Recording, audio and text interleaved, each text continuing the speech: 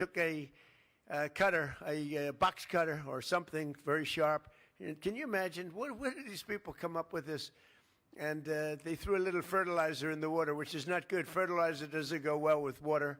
Clear, beautiful water doesn't work well. But they caught him. They actually caught him, and those guys have some problems ahead of them. But they did some damage. But it looks beautiful. I just looked at it, Doug, and it looks beautiful. And they're going to fix it. They cut the bottom with a knife and pulled it and tried to do it as much damage as possible. These are sick people, but none of them are in the farming community. You're lucky. If you did have, you wouldn't put up with them very long, I don't think. But Secretary of Health and Human Services, and most people don't know this man. He's a very high-quality person. He's very brilliant, very difficult sometimes. He gets a little difficult to handle, but he's just a man that nobody knows, Robert F. Kennedy Jr. Nobody has any idea who he is. Nobody has any idea. You know, he's very popular. He's very popular. He just wants people to be healthy, and he loves the farmers, Bobby, right? He loves the farmers. And CMS Administrator Dr. Mehmet Oz, who's great. Who's a great man. Thank you, Mehmet. Thank you. Dr. Oz. Thanks as well to Will. We have a lot of governors and senators here. I won't introduce all of them. Some of them I don't like, so I'm not going to introduce the ones that, and some of them I like a lot. Nebraska Governor Jim Pillen is here. Jim, where are you? Jim, thank you, Jim. Nice to see you. Senators John Boozman and John Hoeven, Roger Marshall, Joni Ernst. Where are you guys? I'm having dinner with a couple of you. Hi, fellas. Representatives Austin Scott, Celeste Malloy, thank you very much. A real farm people.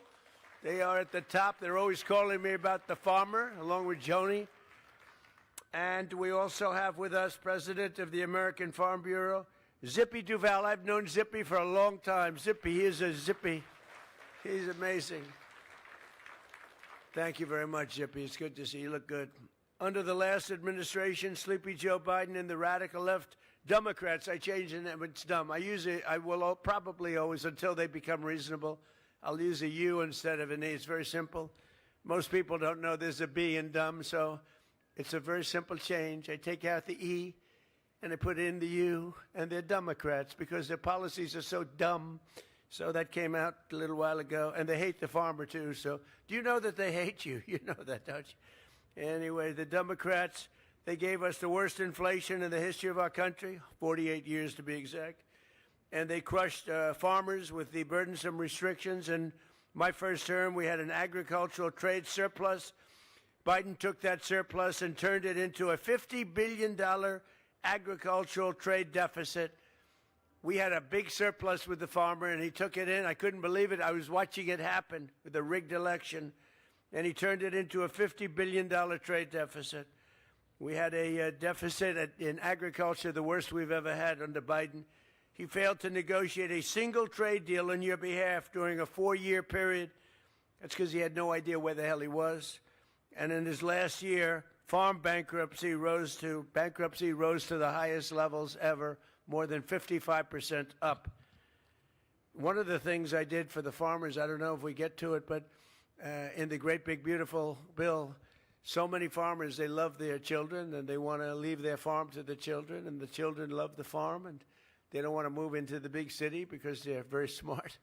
They want to stay in the farm, but a lot of the farmers are cash rich, and in some cases, and others are really land rich. And the ones that are land rich were having a little problem. They'd leave their farms, and their children would have to go out and borrow a lot of money to pay the estate tax or the death tax, a nasty tax, and it would be like 55, 60% in some cases, and they'd end up losing the farm. They'd go out, borrow the money, and the banks would end up owning the farm, and they did terrible things to themselves. It'd be, you know the story, it's a terrible thing, but there'd be suicides. They lost their farm. It was taken away.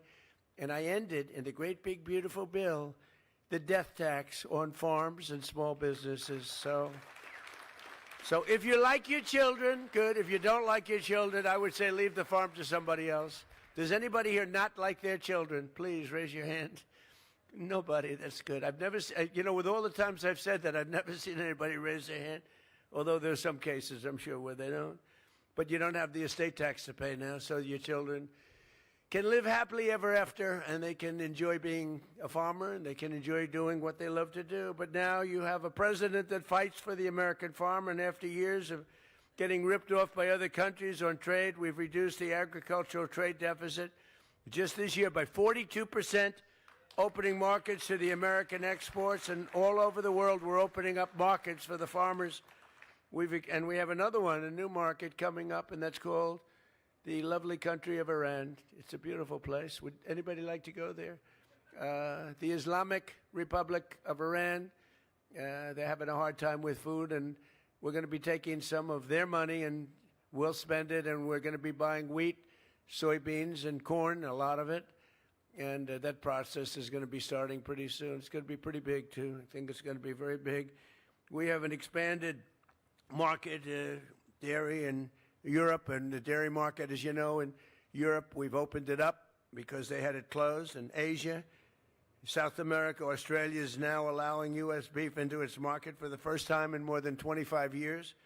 And China is committed to purchase at least $17 billion in U.S. agricultural products, in particular soybeans. So I just left President Xi 3 or 4 weeks ago, and he's agreed to purchase $17 billion worth of mostly soybeans and different things, but mostly soybeans. I terminated the insane electric vehicle mandate where they wanted your tractors within 5 years to be all electric. That's just what you want, is an electric tractor. Would anybody like an electric tractor? Because typically it's not the greatest.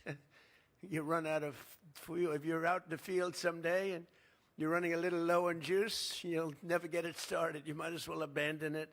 So ridiculous. But I ended the electric vehicle mandate, which would have gutted the ethanol industry forever. And I saved your ethanol industry, and I think everyone knows that. Maybe nobody more so than Joni and some of the great senators that we just mentioned. Senator Marshall has been calling me all the time, oh, you got to save the ethanol. So we did, right? We did. We saved it. We saved it. So it's very important. And the Democrats don't even know what ethanol is. We eliminated unnecessary restrictions on sales of E15. And I made it clear that I will sign a bill allowing E15 all year round. And that was something that was very important to the farmers. I also repealed the Biden administration's ridiculous Waters of the United States. So it sounds so beautiful, the waters of the United States. It sounds so beautiful, the waters of the United States. It's a killer. It absolutely destroyed you and your businesses. Had a good name, and everything else was bad. When I did that, I said, I'm going to be killed by the fake news media with this one. I'm destroying the waters of the, think of that, the title. And when I did it, I was surrounded by farmers when I signed it, and half of them were crying. They said, you've saved our business, sir. Pretty amazing, right? We passed the largest tax cuts in American history and made the small business tax deduction permanent, benefiting 98% of farmers and ranchers to help keep your family farms in good shape. But it was a fantastic thing that we did for the farmer. I took a lot of heat because sometimes there is a group of people that are the exact opposite of the farmers, and what's good for the farmers is not good for them. But I am pro-farmer. I will tell you right now, I am pro-farmer. And yesterday we also called on Congress to pass a supplemental funding bill that will provide $11 billion in relief towards specialty crops and helping our great agricultural producers rebound from the losses that they had due to the Biden administration's horrible rules and regulations. So we're going to be getting an $11 billion payment in relief to our farmers. And Brooke, you'll distribute that money hopefully equitably. You'll do it equitably, and you'll do a great job with it. I just want to tell you, you're special people, and you have been right from the beginning. From the day I ran, for some reason you like me. I came from the city slicker, and from the day I ran, you liked me, and from the day I ran, I liked you. And we won Iowa, and we won Nebraska. We won everything. We won everything there is to win having to do with the farms. And now I think we're more popular than ever before. And you have an interesting industry because you go up and down. It's, like a little bit of a yo-yo. But if you remember, last time I got you $28 billion because you were taken advantage of by a lot of countries, including China. And I took $28 billion out of the tariffs, and I made you all whole, beyond whole, I think, but we made you whole.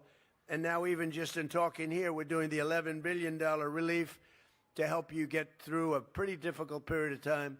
We're never going to let you down. We're never letting the farmer down. We let the farmer down, we're letting our country down, and we're doing great. Just so you understand that 2 years ago, we had a dead country. We were a dead country. We were a laughing stock all over the world. We had a man that couldn't walk down those 2 steps. We had a man that couldn't sign a document. He had to use an auto pen. You saw the auto pen over there? He was an auto pen. We call him the auto pen president. And think of it, like 96% of the things he signed, he couldn't sign his name. What happened was a rigged election. But think of it, 2 years ago, we were a country that was laughed at all over the world. The king of Saudi Arabia said to me, Mr. President, a year ago, this was when I was with him a year ago, he said, a year ago you had a dead country. We never thought you'd come back. And now you have the hottest country anywhere in the world. We are the hottest country anywhere in the world. We have the strongest military. We took over Venezuela in less than 1 day. And the oil is flowing, and we're getting along with them great. We're going to, by the way, help them with their big. They had a tremendous earthquake last night that you read about, massive, like a massive in Caracas. But we're going to help them out. But we did that. And Iran, effectively, within a week and a half, we knocked out their entire military, their leadership, their aircraft, their Navy. They had 159 ships within 1.5 weeks. They were all at the bottom of the sea. And then I have to listen to the fake news. Oh, they're much better today than they were then. These people are crazy. They want to make a deal with us very badly. And we probably will. I think we will. But the Strait is open. Yesterday, they took out 19 million barrels of oil. That's the most in the history of the Strait. And the oil prices are dropping like a rock. And, you know, as goes oil, so goes everything else, including all of your products. You have to spend a lot of money for your tractors. Now you're going to be spending much less than you were spending just a few weeks ago.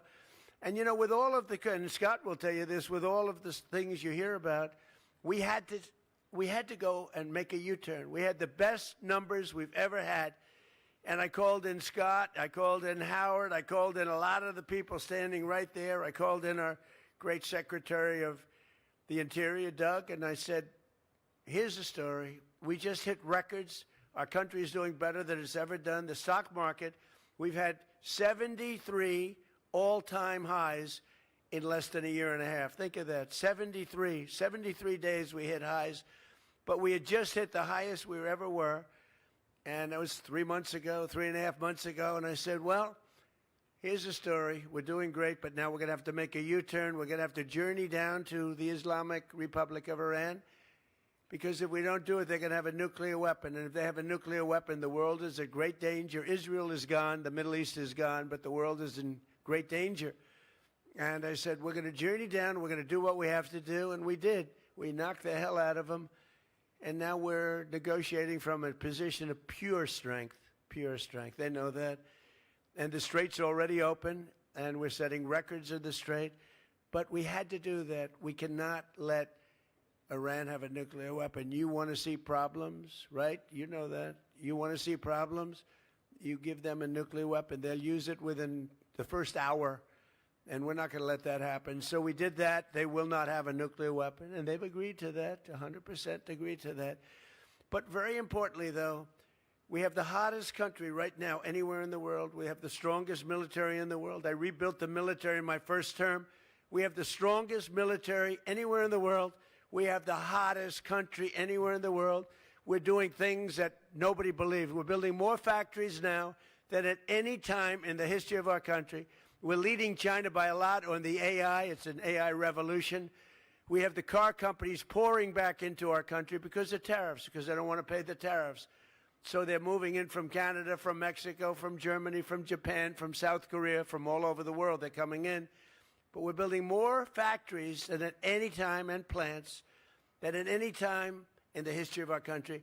And as far as I'm concerned, you are the people. You are the very special ones. You're the chosen ones. You're the farmers.